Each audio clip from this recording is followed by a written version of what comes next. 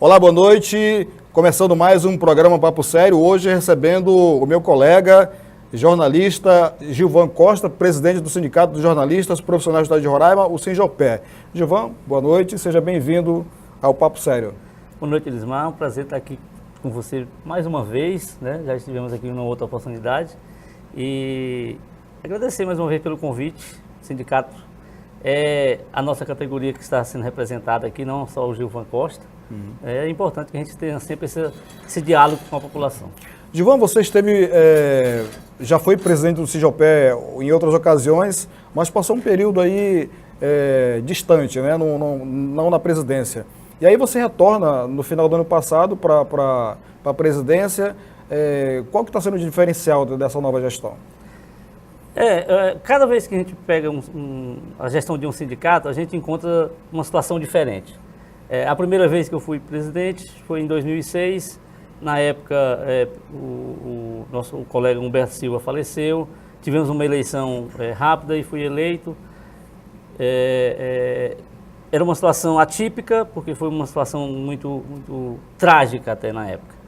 Agora, voltamos ao sindicato, até a própria categoria nos convidou novamente a voltar. Infelizmente, nós pegamos o sindicato numa situação complicada novamente. Estamos aí ainda tentando reerguê-lo totalmente, né, da situação que foi encontrada, mas o sindicato está conseguindo se estruturar novamente, né.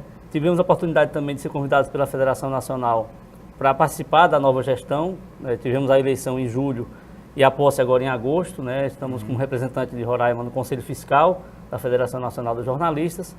E é importante porque o sindicato também precisa da federação, não é só a federação que precisa do sindicato. Nós somos um elo e representamos a categoria como um todo, tanto aqui em Roraima como no país. Então é importante que nós tenhamos essa ligação para saber o que acontece lá fora, para ter também conhecimento do que acontece nos outros sindicatos, para que possam ser espelhados para a gente fazer aqui também. Então é importante sempre estar interagindo dessa forma. Gilvan, o sindicato tem noção de quantos jornalistas existem no estado de Roraima e desse quantitativo, quantos são filiados? Nós não temos um censo, né? Nunca foi feito um censo da nossa profissão aqui, inclusive é um projeto que a gente quer para o ano que vem, né, fazer esse levantamento. O que nós temos são dados, por exemplo, de formandos na Universidade Federal. Nós temos mais de 400 formandos. No curso que formou na Estácio, na época atual ainda, foram quase 100. Né? Então, assim, de formados aqui em Roraima hoje são mais de 500 profissionais que nós temos no mercado. Isso fora aí talvez uns 200 ou mais que vieram de fora do estado, isso formados em nível superior. Né? Mas a nossa categoria não engloba só o jornalista diplomado. Né? Nós englobamos também os fotojornalistas, que são os fotógrafos, os videojornalistas, que são os repórteres cinematográficos, os ilustradores, né, que são quem faz aquelas charges, os cartoons nos jornais impressos, e os diagramadores, quem diagrama o jornal, quem formata o jornal e as revistas. Todos eles são enquadrados na categoria de jornalismo. Né? Então, temos certamente aí mais de 1.000 profissionais, englobando todas essas 5 áreas, que estão atuando no estado de Roraima. Agora, infelizmente, talvez menos de 5% disso seja sindicalizado. Mas isso não é uma prerrogativa só do estado de Roraima. Para você ter uma ideia, o país todo hoje tem mais de 100 mil profissionais de nível superior só, e nem 30% deles são filiados aos sindicatos. Até porque a sindicalização ela é uma opção, ela não é uma obrigatoriedade. Né? Então, se filiar ao sindicato, quem tem a vontade de estar participando, de estar lutando pela própria categoria e de estar buscando alguma melhoria também para a sua categoria. Então, é um reflexo. E nos últimos anos, isso não é só na nossa categoria, houve um decréscimo muito grande no número de filiados em todos os sindicatos. Haja visto assim, vamos fazer um comparativo aqui, a maior categoria que tem em Roraima profissional é da educação. E nem 40% deles são filiados ao Sinter. Mais ou menos assim, eu digo isso porque é uma realidade dos sindicatos em geral. É uma realidade dos sindicatos em geral, né? Esse decréscimo de filiados. Talvez até pela própria conjuntura do país hoje. Né? Os sindicatos em nível nacional, muitos deles, foram criadas várias federações. Antes você tinha uma federação ou duas, ou confederação. Hoje você tem umas 10. Então isso vai polarizando e as pessoas, de uma certa forma, acabam desacreditando um pouco no movimento sindical. E aí tem o envolvimento político, tem uma série de questões que fazem com que as pessoas se distanciem, né? Mas eu quero deixar claro que o sindicalismo é fundamental na vida do profissional. Porque é o sindicato que lhe representa numa situação trabalhista, né? É quem vai buscar o seu direito lá no Ministério do Trabalho, junto à sua empresa que você está trabalhando, que vai lhe defender numa situação de uma demissão sem justa causa, numa questão diária até, de dupla função que você possa fazer na sua empresa. Então, assim, agora é preciso, claro, o sindicato ele tem que ser forçado, ele tem que ser buscado pelo profissional. Se você tem um problema na sua empresa, você tem que buscar o sindicato para que ele possa resolver. O sindicato não vai lá na sua empresa saber o que está acontecendo no seu dia a dia. Você que tem que ir lá denunciar. E, infelizmente, muitos profissionais só procuram o sindicato depois que passam por uma situação dessa aí, né? Isso aí é já muito corre comum. atrás do sindicato achando que o sindicato vai resolver a vida dele, né? Inclusive, pessoas que não são sindicalizadas, né, procuram muito o sindicato quando acontece isso, né? O sindicato, na medida do possível, atende, mas não que seja uma obrigação, porque o sindicato tem por obrigação primária atender aqueles que são sócios, que são sindicalizados, que pagam sua mensalidade em dia, né, que estão no dia a dia da base da sua categoria. E como é que está a questão da campanha de filiação? O sindicato pretende fazer alguma campanha futuramente, nos próximos meses aí, ou isso é constante? Na realidade, a filiação ela é constante, né? Nós temos, colocamos como foco para 2016, nessa gestão, a reordenação, a reestruturação do sindicato. Não adianta a gente fazer uma campanha de sindicalização se o sindicato não está com uma estrutura boa para oferecer as demandas da categoria. A partir dessa sexta-feira, que nós comemoramos agora, para lembrar... 25 anos, 25 anos, né? No dia 10 de setembro, o sindicato fez 25 anos de sua fundação e nós vamos dar o start para uma campanha de sindicalização a partir desse momento. Né? Amanhã, sexta-feira, que vamos ter uma palestra já nas comemorações do aniversário. Então, assim, isso já é um start, mostrar que o sindicato está vivo, isso é importante, que as pessoas entendam isso, que o sindicato não está acéfalo, que ele está ali tentando trabalhar na medida do possível. Gilvan, nesses 25 anos de Sinjopé, o que você pode falar sobre conquistas do sindicato? Da categoria, na verdade. Olha, nós já tivemos, assim, eu acho que a grande conquista, o Roraima é um estado sui generis. A gente, por ser um estado pequeno, moramos numa cidade pequena, que todo mundo se conhece, a gente acaba conhecendo muitos problemas um do outro. Às vezes se resolvem problemas que nem chegam ao conhecimento geral da categoria, né? Mas, assim, eu acho que conquistas grandes nós não tivemos. Realmente não adianta você dizer que tivemos grandes conquistas. Mas tivemos grandes lutas, grandes embates. Principalmente na defesa da questão da precarização da profissão. Nós tivemos muitos problemas aqui e ainda temos, da questão de jornada de trabalho excessiva de colegas, né? Da questão de dupla função, nós temos muito isso aqui ainda, mas que já foram minimizadas pela luta do sindicato, não agora, não só agora, mas nas minhas gestões anteriores tivemos muito isso. E estamos buscando o que é mais importante para a nossa categoria hoje, que é a questão da estruturação de um piso salarial. Roraima não é o único estado brasileiro que não tem piso. Hoje nós temos talvez 6 ou 7 que estão sem piso salarial, né? E muitos dos que têm piso salarial estão com problemas de defasagem, estão com problemas até para melhorar o nível desse piso salarial, que inclusive a FENAGE começa agora, a partir de outubro, uma campanha nacional com relação à questão da negociação salarial, né, em todos os estados brasileiros. E nós aqui em Roraima vamos trabalhar para a criação, para a estruturação de um piso para 2017. Para finalizar o bloco, Gilvan, eu queria que você falasse sobre essa palestra, Mídia e Valorização da Vida, que o sindicato está realizando aí amanhã, sexta-feira, ali na sede das colégios, né? Exatamente. Essa palestra foi idealizada para mostrar um pouco para a nossa categoria que nós temos um papel fundamental na sociedade na transmissão da informação. E aproveitando que setembro é o mês chamado Setembro Amarelo, de conscientização contra o suicídio, nós aproveitamos esse gancho, convidamos o psicólogo Wagner Costa, que tem um vasto conhecimento nesta área também, e que já está trabalhando isso ao longo do mês em outras áreas, em outras instituições, para que ele mostrasse para nós qual é o nosso verdadeiro papel nesse sentido de divulgar o que acontece nesses momentos de tragédia. Não só na questão do suicídio, mas na questão da drogadição, na questão da gravidez na adolescência, na questão do alcoolismo e em outras áreas, até em acidentes de trânsito. Nós da imprensa, às vezes, não temos o cuidado de, quando acontece uma tragédia, passar essa informação de forma que você não prejudique até quem já está sendo vítima, né? Que acaba tendo uma revitimização muitas vezes. Então, assim, nós temos o dever público de estar passando a informação de forma precisa e de forma respeitosa também. Então, assim, acho que essa abordagem vai ser muito importante e quero lembrar, Willismar, que ela não é só para os jornalistas, ela é para todos os profissionais da comunicação. Radialistas, blogueiros, você que é blogueiro e é jornalista, mas é blogueiro, tem muitos blogueiros aí que não são jornalistas diplomados, mas todos estão convidados. A partir das 8 horas da noite, nessa sexta-feira, lá nas colégios, a palestra Mídia e Valorização da Vida com o psicólogo Wagner Costa. Então, queria agradecer aqui a sua presença, Gilvan Costa, presidente do SINJOPE, aqui no Papo Sério, e convidar que você retorne outra vez para a gente ampliar esse debate aqui, essa conversa. Será sempre um prazer voltar aqui ao Papo Sério. Obrigado e boa noite a todos. A gente vai para um pequeno intervalo e em seguida a gente já conversa com o psicólogo Wagner Costa, que não é parente do Gilvan Costa, né?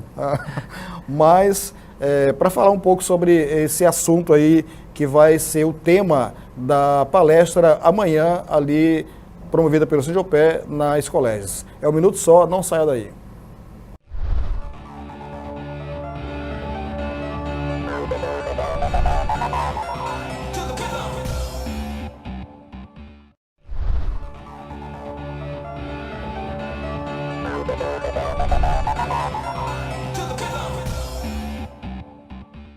Nós voltamos com o programa Papo Sério agora para conversar com o psicólogo Wagner Costa, né?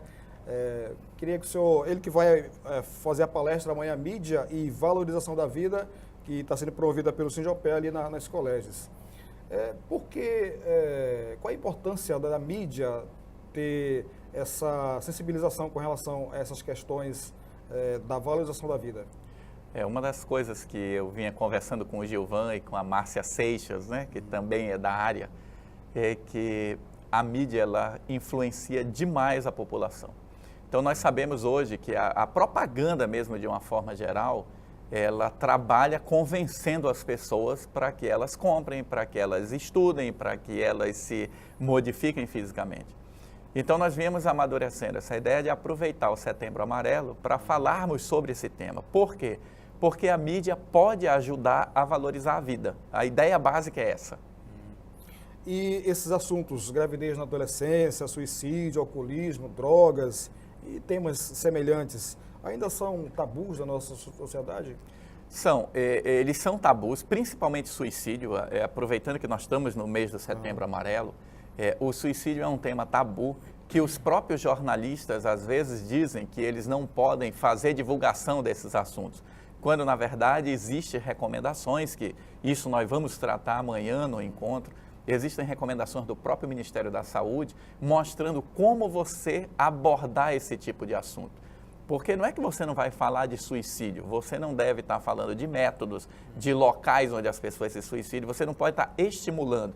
E quando falar, sempre fazer associação de mostrar onde as pessoas podem encontrar ajuda, onde elas podem encontrar amparo para evitar isso. Aí você pega, por exemplo, gravidez na adolescência. Nós moramos num estado onde nós temos um alto índice de gravidez na adolescência e, segundo algumas pesquisas, diz que é o único estado do Brasil que não conseguiu diminuir esse índice. Todos os estados brasileiros diminuíram a gravidez na adolescência. Gravidez na adolescência é um problema social sério, porque na maioria das vezes a mãe adolescente, quando ela tem um bebê, ela para de estudar. Então, se ela não tem estudo, a estatística mostra que ela não dá estudo para o filho.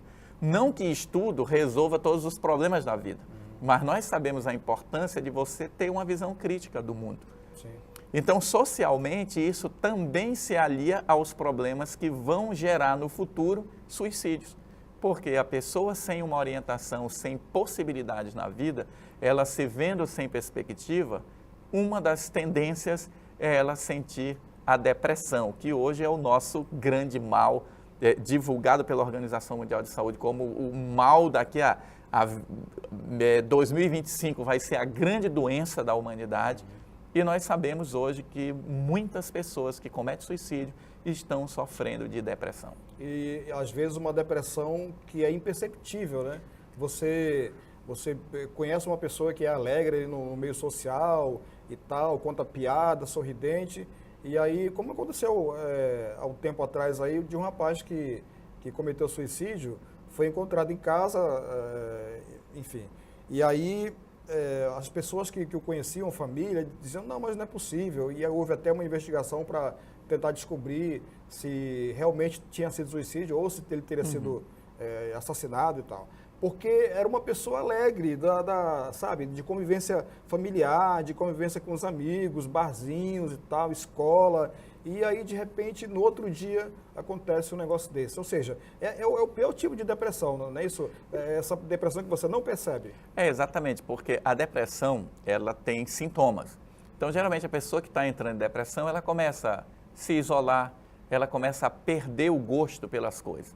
Só que hoje nós vivemos numa sociedade que te cobra uma certa aparência, uma certa alegria.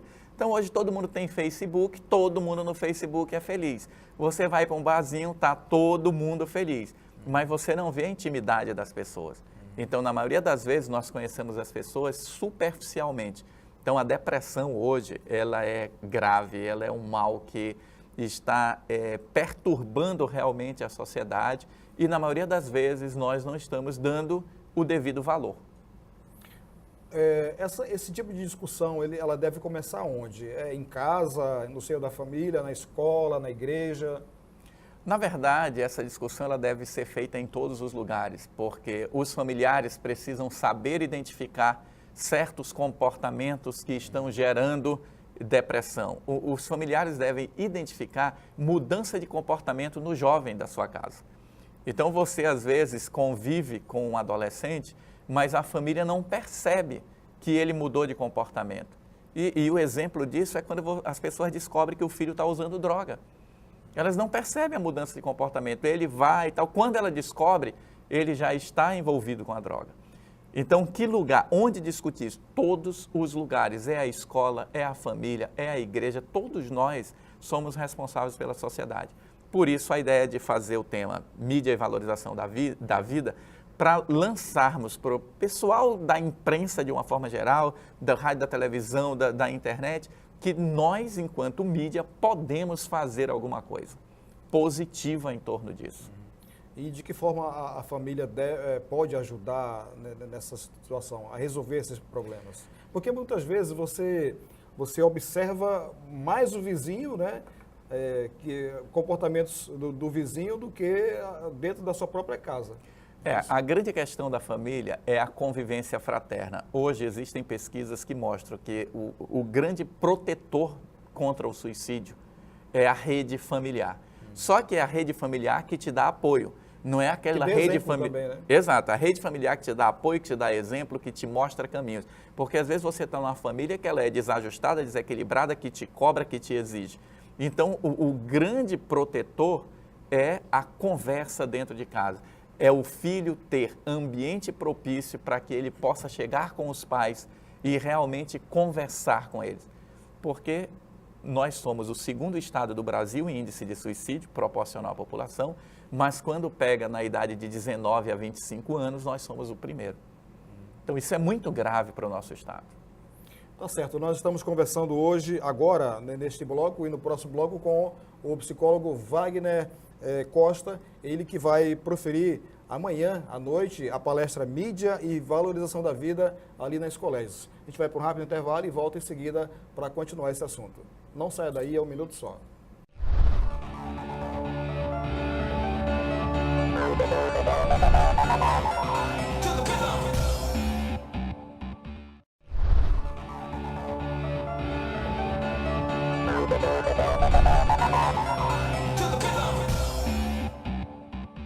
Nós voltamos com o programa Papo Sério. conversando com o psicólogo Wagner Costa, ele que vai proferir a palestra Mídia e Valorização da Vida amanhã nas colégias. Esse assunto está ganhando repercussão, inclusive aqui no estado de Roraima. Nós temos um deputado aqui, o deputado Evangelista Siqueira, propôs um projeto aí, criando uma semana para discutir esses assuntos, né? O Ministério Público também, por meio da Promotoria da Saúde, também está tomando iniciativas nesse sentido. Como é que o senhor vê esse tipo de iniciativa? São iniciativas muito importantes. No ano passado, nós fizemos alguns eventos que se referiram ao Setembro Amarelo, mas esse ano, a iniciativa do Ministério Público em fazer uma agenda única, em chamar a todos e fazer um calendário, isso foi muito importante. Por quê? Porque a população ficou sabendo onde é que estão os eventos.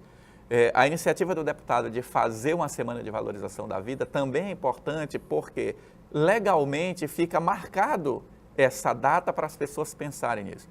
Eu considero que, além disso, nós temos que dar um passo além e já estamos atrasados, que seria a cobrança dos órgãos governamentais para cumprirem aquilo que já está estabelecido em lei. Então, veja, nós temos orçamento da saúde. Então, nossos deputados, aí é que fica a sugestão, é dever deles cobrar emendas parlamentares que coloquem dinheiro destinado para fazer campanhas, não só no Setembro Amarelo, mas durante todo o ano. Então, nós estamos propondo, e isso vai ser... Estou falando aqui de primeira mão, né? Vai ser lançado amanhã no evento, uma proposta para que todos os que estão envolvidos na mídia façam uma campanha permanente de valorização da vida. Porque a gente fala de suicídio, é um tema pesado, mas quando eu falo de valorizar a vida, eu também estou combatendo o suicídio. Então eu vejo, as iniciativas são ótimas, mas nós precisamos ainda avançar. Avançar um pouco mais para... Por quê? Melhorar a situação, né? Porque nosso Estado está numa situação crítica. Então, quando você conversa com os psiquiatras, com os profissionais que estão na emergência dos hospitais, você fica chocado com as histórias, com o que chega lá. Porque a estatística mostra o seguinte, que de cada 100 pessoas, pelo menos 17 em algum momento da vida pensa em cometer suicídio. Nossa. Então, 17% é muita gente. De cada 17, 5 faz um plano, 3 tenta e 1 chega ao hospital. Mas para cada um que chega no hospital, tem quase 10 que nós não ouvimos falar. Então, muito provavelmente, nós temos um problema de subnotificação. Porque às vezes chega no hospital, ninguém sabe que aquilo foi uma tentativa de suicídio e é tratado como um acidente. Então, o problema ele é maior do que parece. E...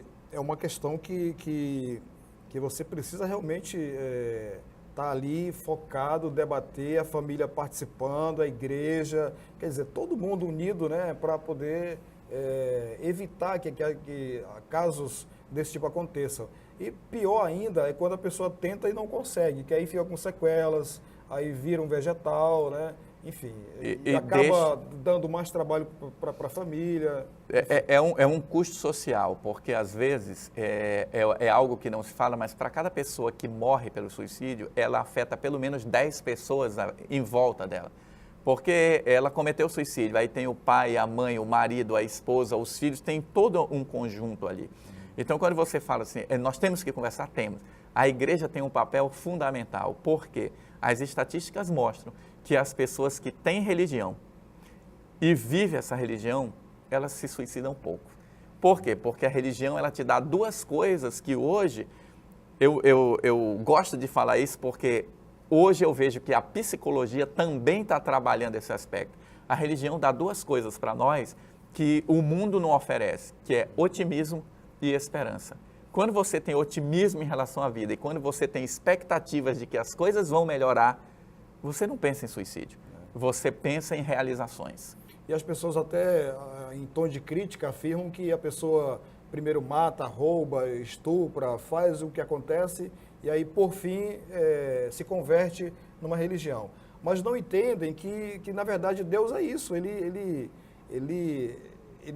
busca, né, ele acolhe aquelas pessoas que não têm mais saída. Já, né, se não fosse assim, não haveria razão de ser.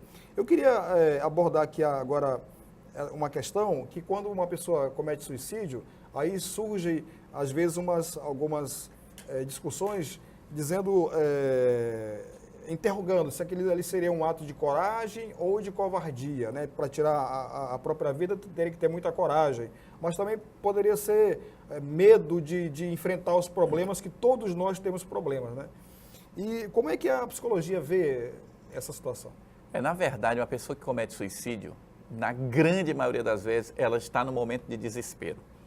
Então, independente dos comentários, o que se sabe é que a pessoa, ela age por impulso. Então, tem muita gente que planeja, ele pensa no assunto, mas ele não faz um plano. Então, as pessoas, muitas vezes, quando ela comete suicídio, ela está no momento de desespero. Então, quando alguém diz, isso aí é coragem ou é muito medo, na verdade, é muito desespero. Porque muitas pessoas que tentaram suicídio, depois ela cai numa real. Não que quem tentou não vá mais tentar. Tanto é que a estatística mostra que quem tentou, ele é vulnerável quanto a esse assunto, porque ele pode tentar novamente. Então, é interessante essa sua pergunta, por quê? Porque nós precisamos fazer uma avaliação mais abrangente. Então, às vezes, aquilo que você citou ainda agora, a pessoa está aqui, normal, ela vai e comete suicídio. O que aconteceu? Ninguém sabe, mas todos nós temos uma vida íntima oculta. Sim. Então, eu tenho uma vida que é minha vida social, mas eu tenho minha intimidade. E as pessoas, às vezes, não sabem o que passa dentro do outro. Por isso, novamente, a importância da igreja. Quando você está numa igreja, você tem um grupo de pessoas que você sente alegria, sente interação. A igreja oferece atividades onde você ajuda outras pessoas. Isso é extremamente importante, porque você vê que não é só você que tem problema, entendeu? Então, eu vejo assim que todas as possibilidades nós precisamos juntar. E a crítica não ajuda. Não adianta você dizer para alguém que ele é fraco. Ele sabe. Não adianta você dizer que eu estou cometendo um erro. Na maioria das vezes eu sei que eu estou cometendo um erro. Você tem que dar apoio para que eu saia daquilo. E nós não temos, assim, sensibilidade para isso. Nós estamos vivendo numa sociedade que ela é individualista, onde se cobra muito e onde nós estamos vivendo, muitas vezes, de aparência. Professor, eu queria agradecer a sua presença aqui no Papo Sério. Ótima conversa e convidá-lo a retornar sempre que necessário, tá? As portas da TV Ativa e do Papo Sério estão sempre abertas. Agradeço a oportunidade e volto a convidar, todos a participarem da palestra amanhã às 20 horas, Mídia e Valorização da Vida, que é um evento promovido pelo Sindicato dos Jornalistas. Obrigado. Então, nós conversamos hoje no início com o presidente do Sinjopé, o Gilvan Costa, e agora com o psicólogo Wagner Costa, que vai ministrar a palestra amanhã nas colégios. Muito obrigado pela sua audiência e volte a nos assistir no próximo programa. Até lá e boa noite.